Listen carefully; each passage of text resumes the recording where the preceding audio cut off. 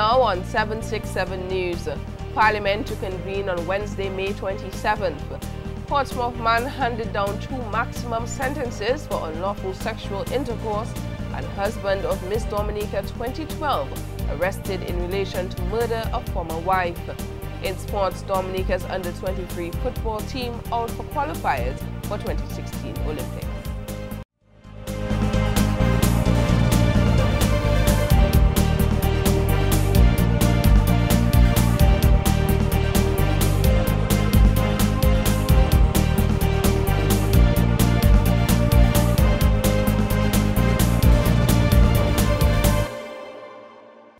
Welcome to a new week of 767 News, Dominica's #1 news source. I'm Alicia George. Join me for the latest stories and developments coming up after this break.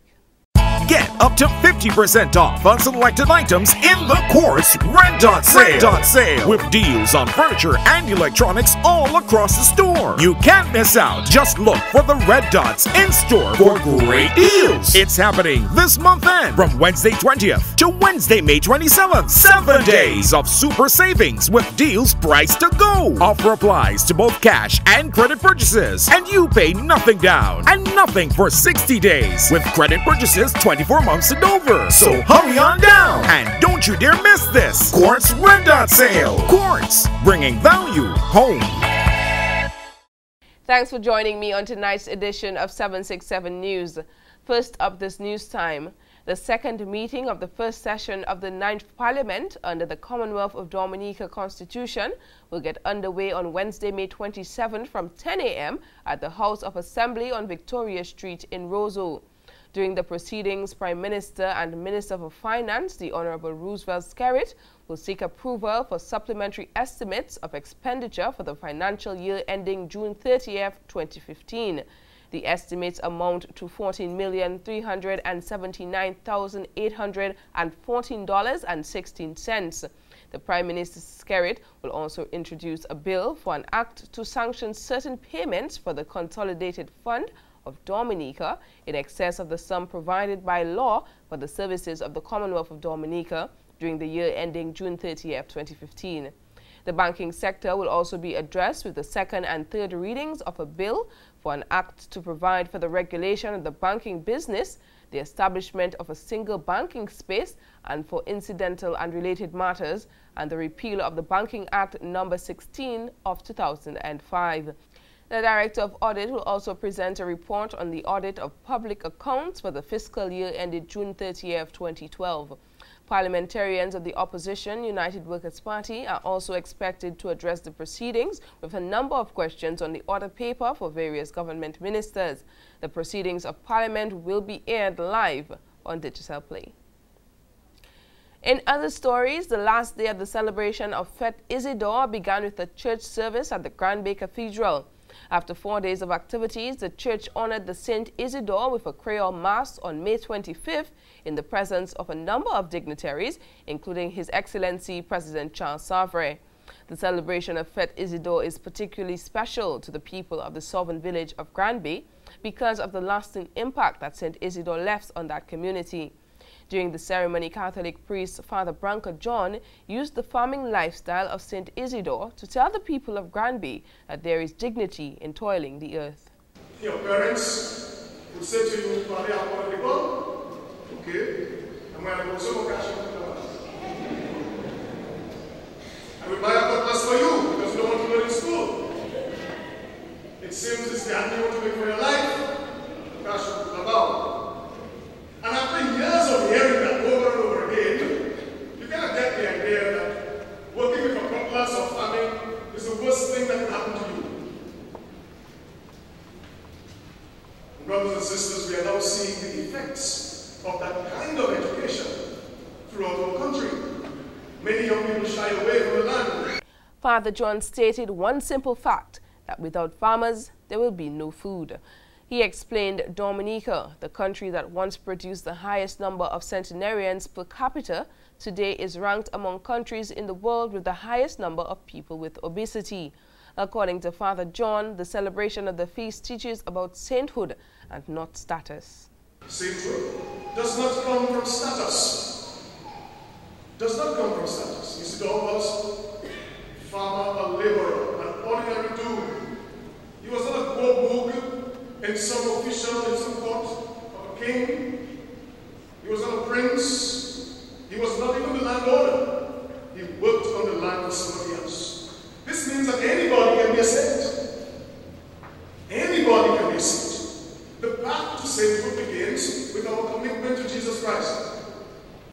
A fundraising mini-gala followed the church service and included performances by Michael Henderson and band from Martinique and other cultural groups.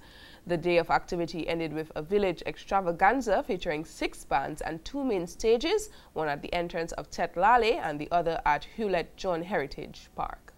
And Imani Shaw, member of the House of Nyabingi, is of the view that women should be treated as equal to men and not inferior.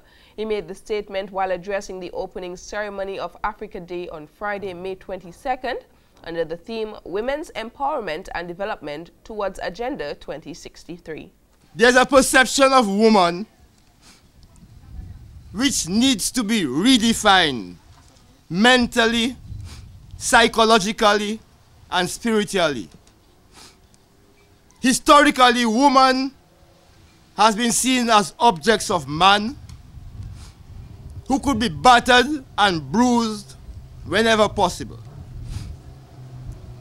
Strangely enough, this mentality is supported by the unrealistic theory that woman was made from the rib of man, which suggests that woman is a product and property of man.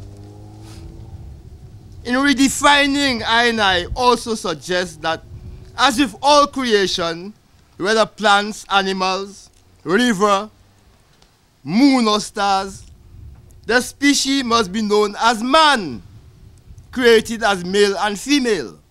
Shaw said this would certainly destroy the notion that women are inferior beings, a notion instituted by Christianity and Islam. This has placed the African woman in bondage today because we accepted these religions of foreign invaders. And so in redefining the important balance of woman, they need to be seen as part of that trinity: father, mother, and child. All equal and all representing the foundation of the Godhead in creation. Not Father, Son, and Holy Ghost, which suggests male dominance and male interference, or the concept of the head of the woman is the man. Shaw said we all need to guard against a transformation from a male-dominated society to a female-dominated society. He said this is important as there are signs relating to the breaking up of male role models, which has harmful consequences for family life. In that regard, we also need to discourage the view that women's empowerment will, of necessity, lead to the abandoning of family life, and in effect, discontinuing the process of child upbringing. You are the incubators of life, the mother of man and of the gods.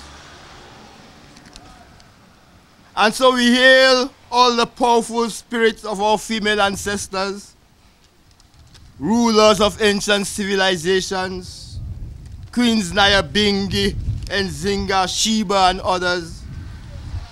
We hail Mapampo, the oldest living person of recent memory, a great woman. He added society must see women as an important and crucial balance to man and leaders, not as the ones who brought sin into the world. And in other stories, in what is being described as a fairy tale turned a nightmare, Morad Gunam, the husband of Miss Dominica 2012 Nadira Lando, was on Saturday, May 23rd, extradited from Antigua to the United States, where he is being questioned in relation to the July 23rd, 1992 murder of his former wife, Maria Victoria Gunam. Since the murder of his then 17-year-old wife Maria, a cloud of suspicion has hovered over him, which intensified following the March 14, 2015 conviction of 42-year-old Leon Martinez. Morad Gunam, her baby, and husband Morad were in a car at Creek Park in California, USA, when Martinez walked up to the vehicle, tried to rob the couple before he shot the woman several times. The case remained unsolved for over 15 years. However, DNA on clothing left behind by the shooter matched that of Martinez, who was in prison for an unrelated charge. Officials investigating the case are of the view that the murder-for-hire plot was organized by mastermind Gunam for financial gain. Gunam was arrested following the murder, but later released as there was not enough evidence to charge him. Gunam was declared a persona non grata, meaning a person unwelcomed by Antigua and Barbuda officials on Friday, May 22nd, following a search of his home, leading police to information showing that he had no work permit for the island and his last extension was in 2012. According to Sergeant N. Frankie Thomas of the Royal Police Force of Antigua and Barbuda, Gunam was declared persona non grata as there were other very grave concerns of national security that came to the attention of the Commissioner of Police and the Immigration Department. Morad Gunam is the owner of Ayoshi Beauty Supplies and Beyond Limited, based in Antigua. Moving along, historical events affect many of Caribbean traditions, from our dialects to our music and dance, but it's the same to be said about Caribbean education. Dr. Joel Warrican, Director of Academic Programming and Delivery at the University of the West Indies, UWI, believes that colonial influences have had and still does have a lot to play in the structure of Caribbean education. During the 8th Annual National Distinguished Lecture, Dr. Warrican will address the topic and demonstrate how education in our society is still tightly bound and constrained by practices instituted by our former colonial masters. He will speak on the topic, Moving Beyond the Colonial Past, Taking Caribbean Education to the 21st Century. Speaking with 767 News on Tuesday, a marketing officer at the UWI Open Campus, Kimon Joseph, said the topic is important and timely, particularly to Dominica. Dr. Warrican will be discussing the idea that Caribbean education has been tightly bound by our colonial masters of the past, and to this day we're still seeing the same methods and practices in our educational system. In Dr. Warrican's view, there are certain aspects of colonial education that should be kept and others that educators need to move away from in order for Caribbean education to move towards the 21st century. The UWI marketing officer encourages members of the public to come out and participate in the non-formal educational activity. He is very versed in the education system of the Caribbean region, and so we're very blessed to have him to join us to discuss this very important aspect of Caribbean education, that there are certain things that really need to go in order for education systems to be able to move forward as a Caribbean region. So we anticipate that it's going to be a very lively discussion at Fortune Hotel, like all our other lectures are, and that members of the public can participate by asking questions and interacting with Dr. Warrican after his presentation. The 8th Annual National Distinguished Lecture is free of charge and will take place at the Fortune Hotel on Thursday, 28th May from 7:30 p.m. The UWI Open Campus in Dominica is well known for hosting workshops, seminars, and short courses for public education purpose. And on May 22nd, Cardi held a one-day demo training on the production of composite bread using cassava, wheat, sweet potato, and plantain flour. This was done in an effort to increase the usage of locally grown root crops to make bread and other pastry products. Cardi representative for Dominica, Dorian Etienne, said this project seeks to give insight into a more nutritious way of making bread. The purpose of that demonstration is really to show you the technique, the skill and the know-how of how you can incorporate staples into your flour mix so that the end product will be a more nutritious bread. Eco-technical specialist from ICA, Ken Coppell, said the implementation of these local produce into the bread-making industry in Dominica would be of great benefit to farmers, consumers, and bakers. If 20 to 40% of the flour that we import can be replaced by locally grown commodities, raw material, you can imagine how it's going to benefit not just the bakers and the consumers from a health standpoint, but the actual farmers and producers. Regional Project Coordinator at the FAO, Vemeran Extavor, said the regional import bill is presently at an extremely high rate, reaching up to $4.2 billion, and can be decreased if we utilize priority commodities. We've all agreed that we cannot continue to import, right? That makes sense. And to do that, we have to turn to what we have. Therefore, at the CARICOM heads level, the governments have agreed at the regional level to focus on some priority commodities. If we don't create a demand for our own local products, we cannot bring down that food import bill that we're talking about. At the demonstration, bread and other pastry items such as cakes were made using cassava, whole wheat, plantain, and sweet potato. Up next, Portsmouth man handed down 2 maximum sentences for unlawful sexual intercourse, and Fashion Fed 2015 brings light to African fashion. More details when 767 News returns. A test of character, a test of focus, a test of will, a test of resilience, a test of courage. Dominica, it's on. West Indies versus Australia, June 3rd to 7th at Windsor Park. Tell them that it's on.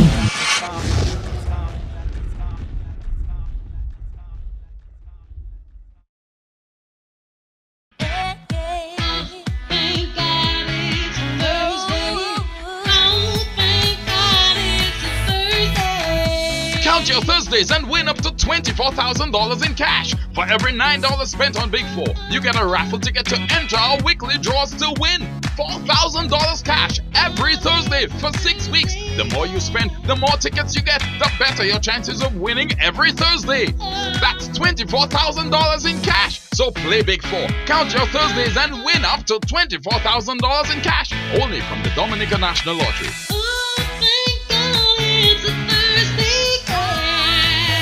Promotion starts from February 24th to April 2nd. Welcome back.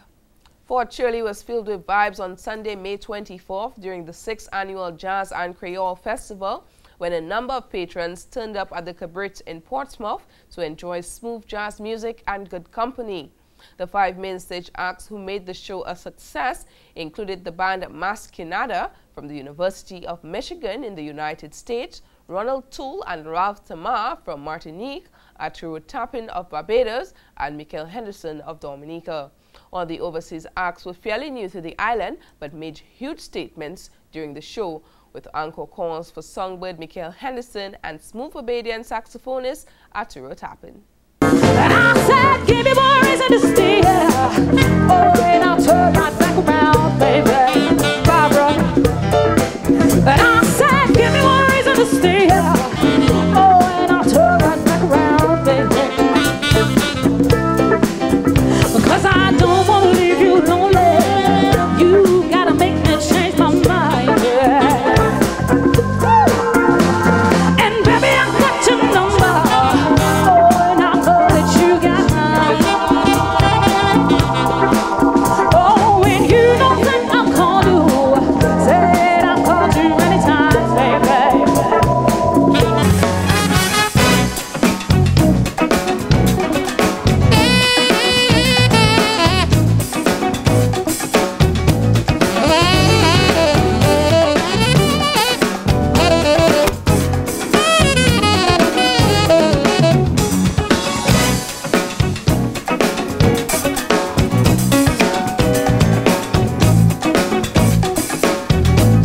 Much more than the great performances is what goes on behind the scenes in putting such a memorable show together. During the festival, 767 News spoke with Director of Tourism and CEO of the Discover Dominica Authority, Colin Piper, who said every one of the organization's signature events require different preparation. We have 3 signature events. One is Carnival, and Carnival is steeped in history. There's not much we need to do with that except follow the formula of showcasing Dominica's culture. And you have a lot of stakeholders involved in Carnival, so it's a very easy thing for us to do.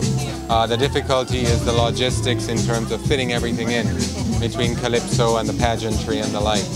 And then we move on to jazz, which is slightly different. We want it to be a family, fun-oriented event where we mix jazz and some Creole and kind of fuse those two together. Piper said the commonality and advantage of hosting these events in Dominica is the Creole culture of the island and its people. He said the intention is to have a mix of local and regional artists perform at every event. Selection of performers, Piper revealed, relies also on getting value for money and affordability. We're still growing as a festival. We don't have huge budgets. And there's so many talented musicians that play jazz in the Caribbean that it's not a very difficult thing to do. We only have 5 to pick from, and we try to at least have 1 local artist. So you're talking about 4 foreign and sometimes 3 foreign artists. And so we just talk to people who are in the industry, and a lot of them actually reach out to us as well and say that they're interested in showcasing their talents in Dominica. So we listen to their repertoire, we have a business discussion with them, and then we go from there. According to Piper, the event has grown 100% since the launch in 2010. He does, however, welcome increased growth. And High Court Judge Justice Errol Thomas has handed down 2 maximum sentences on a man from the north of the island and warned that Dominica needs to be protected against him. Fagan John Hope, who was on April 29, 2015, found guilty of unlawful sexual intercourse, indecent assault and buggery on a then 9-year-old child, was sentenced to serve 2 25-year sentences and 10 years for his crimes. At the time of the incident, he was 49. The 2 25-year sentences are to run alongside each other, while the 10-year will run consecutively, bringing his prison sentence to 35 years. According to the facts presented during the trial, which ran from April 27th to 29th, between July 1st and October 23rd, 2012, in the north of the island, John Hope had committed the sexual offenses against the minor at his home. On one occasion, John Hope offered her $150 as hush money, which she refused, but John Hope pulled out a knife at her, forcing her to accept it. There was also another occasion where he had jacked her up against a wall and had sex with her. The victim had indicated that most of the sexual abuse had happened early mornings and that John Hope had anal sex with her at least 4 times. The social inquiry report indicated that the minor was taken advantage of by John Hope, and she will forever be affected both academically and socially. The victim was forced to relocate. However, she stated that even in a new environment, she still feels unprotected, fearful, and embarrassed. Some of the aggravating factors Justice Thomas pointed out were the age of the victim at the time of the incident, the manner in which the abuse was executed, and the hush money. In mitigation, John Hope, who was not represented, told the court he was only found guilty because of his previous convictions and only God knows he's innocent, but he won't bow down his head to anybody.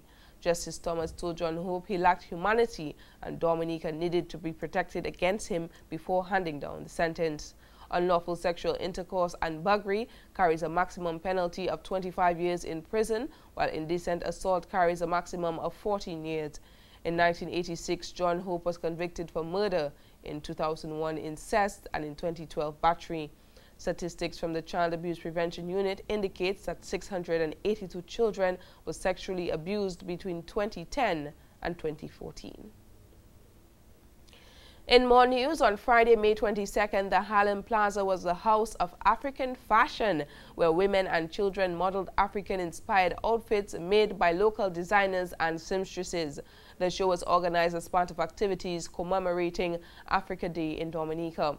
Outfits presented at the show ranged from traditional African print dresses and suits to more modern looks, including peplum dresses, pantsuits, and crop tops. Designers and seamstresses who created the artful clothing pieces for the show included Anna Maria Wallace, Glenda Samuel, and Misha Coffey, just to name a few. The evening was punctuated by entertainment in the form of song and dance by local artists. Organizers are hoping that the event will be an annual one.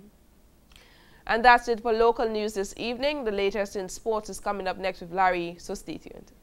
Get up to 50% off on selected items in the Quartz Red Dot Sale. With deals on furniture and electronics all across the store. You can't miss out. Just look for the Red Dots in store for great deals. It's happening this month end from Wednesday 20th to Wednesday May 27th. 7 days of super savings with deals priced to go. Offer applies to both cash and credit purchases, and you pay nothing down and nothing for 60 days with credit purchases 24 months and over. So hurry on down and don't you dare miss this Quartz Red Dot Sale. Quartz, bringing value home. Good evening and welcome to 767 Sports. In tonight's coverage, we begin with football. The Dominica Under-23 team ended its bid to qualify for the 2016 Olympics in Rio, Brazil. The national Under-23 team went down to St. Vincent and the Grenadines in 2 matches, which were played in St. Vincent and the Grenadines last week. After losing the first game by 2-0 on Friday, May 22nd, the national team needed to win the second encounter by at least 3 clear goals. However, that was not the case, as the team lost by 3-0 on Sunday, May 24th at the Annosville playing ground. All the goals were conceded in the second half of play. The victories meant that St. Vincent and the Grenadines will move on after the 5-0 aggregate win. In more football, President of the Dominica Football Association, Glenn Etienne, has indicated that the DFA will support incumbent President Sepp Blatter for the post of FIFA presidency. Etienne, who is in Zurich, Switzerland, attending the 65th FIFA Congress, said that Blatter has done well, and for small islands like Dominica, it is only fair that he be given another 4-year term. He added that a lot of development work has been taking place in smaller islands, and that Blatter has been instrumental in ensuring this development takes place. Blatter has been FIFA president since 1998 and is seeking a 5th consecutive term. Blatter will be challenged by Prince bin Ali Hussein after Portugal's Luis Figo and Michael van Praag of the Netherlands withdrew from the race last week. The vote for FIFA presidency will take place on Friday, May 29, 2015. It is widely expected that Blatter will secure the majority of the votes. A total of 209 member associations are expected to vote at Friday's elections. And in cricket, Pakistan spinner Raza Hassan has been suspended for 2 years for an anti-doping violation. The Pakistan Cricket Board (PCB) banned spinner Raza Hassan from cricket for 2 years on Monday, May 25th for failing an anti-doping test. The PCB announced that a urine sample from Hassan taken in January during a domestic competition tested positive for an unspecified prohibitive substance. The PCB charged Hassan on March 24th after his test taken on January 7th produced an adverse analytical finding at a WADA-accredited laboratory. Hassan was requested to attend a hearing within 14 days of being charged, but failed to do so, which allowed the PCB to go ahead with banning the 22-year-old. The left-arm orthodox spinner has played 1 one-day international for Pakistan and 10 2020 internationals, with the most recent appearance coming in December of last year against New Zealand. And that's it for tonight's sportscast. Tune in again tomorrow for more sports. That was Larry with the latest in sports. Now for a recap of tonight's headline stories. Parliament to convene on Wednesday, May 27th. Portsmouth man handed down 2 maximum sentences for unlawful sexual intercourse, and husband of Miss Dominica 2012 arrested in relation to murder of former wife. In sports, Dominica's under-23 football team out of qualifiers for the 2016 Olympics. And that's all the time we have for tonight. Until tomorrow, drop us an email at media@767news.gm. Friend us on Facebook and be sure to like our 767 News page. From all of us on the 767 News production team, I am Alicia George, wishing you a wonderful evening and thanks for watching.